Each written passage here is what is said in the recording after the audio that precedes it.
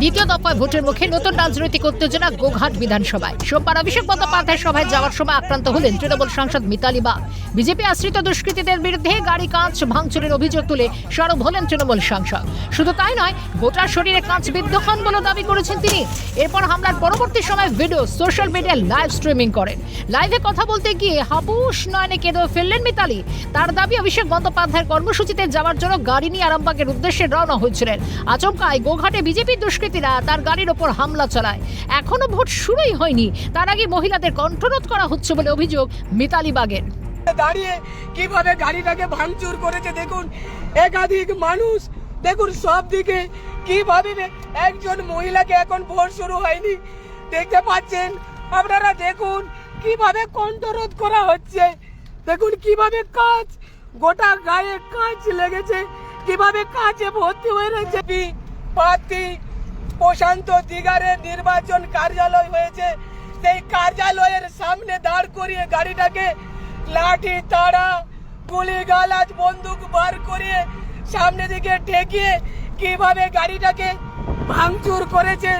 এই অশান্তি হামলার দায়ভার নিতে হবে নির্বাচন কমিশনকে, সাফ জানিয়ে দিয়েছেন আক্রান্ত তৃণমূল সাংসদ।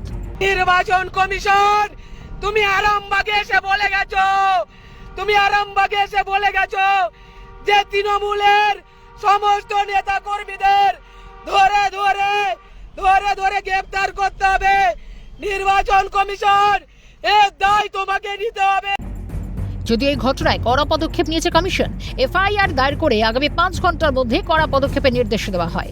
স্থানীয় তৃণমূল কর্মীদের দাবি, বিজেপির মিছিল থেকে জয় শ্রীরাম বলার জন্য জোরাজুরি করা হয়, আর এতেই তেতে ওঠে গোটা পরিস্থিতি।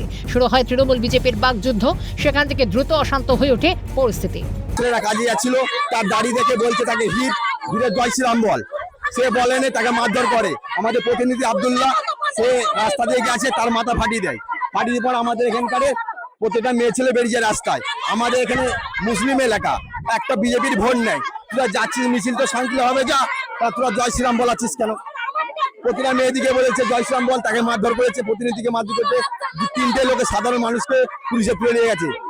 সমস্যা, ওরা জয় শ্রীরাম বলতে বলছে, আর জয় শ্রীরাম বলে ধ্বনি দিয়ে এসছে আর কি, যে জয় শ্রীরাম বলো। আমরা বললাম জয় শ্রীরাম বলবো নি, আমরা বলে সেই নিয়ে এবারে গন্ডগোল।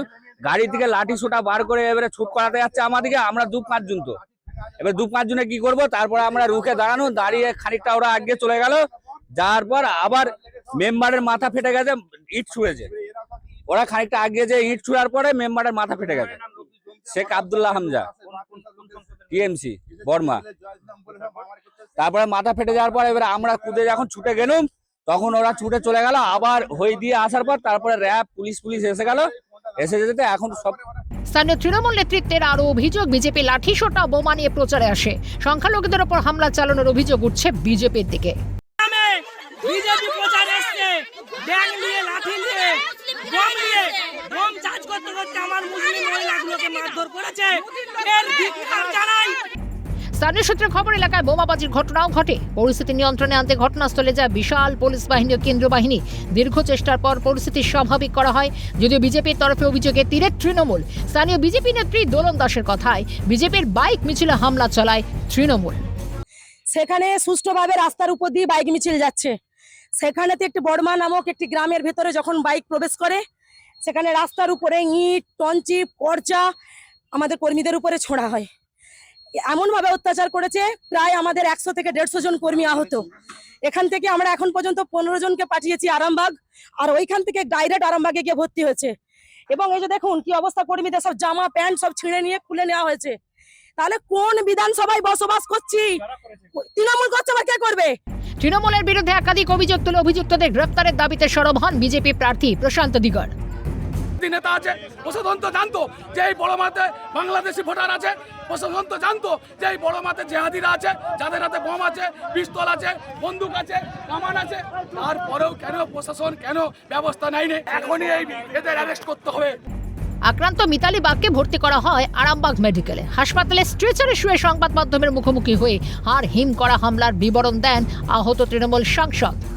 ওখানে নির্বাচনী কার্যালয়ের সামনে প্রথমে একটা বিজেপির গাড়ি আছে, তাকে দিয়ে সামনেটা আটকে দিয়েছে, দিয়ে সাইড করে এসে গাড়িটাকে বলছে দাঁড় করাও, অকথ্য ভাষায় গালিগালাজ, প্রাণে মেরে ফেলা রূপ কি, সঙ্গে সঙ্গে আবার সিকিউরিটিকেও মারতে যায়, দিয়ে বড় বড় ইট কাঠ পাথর বন্দুক দেখায় সামনে।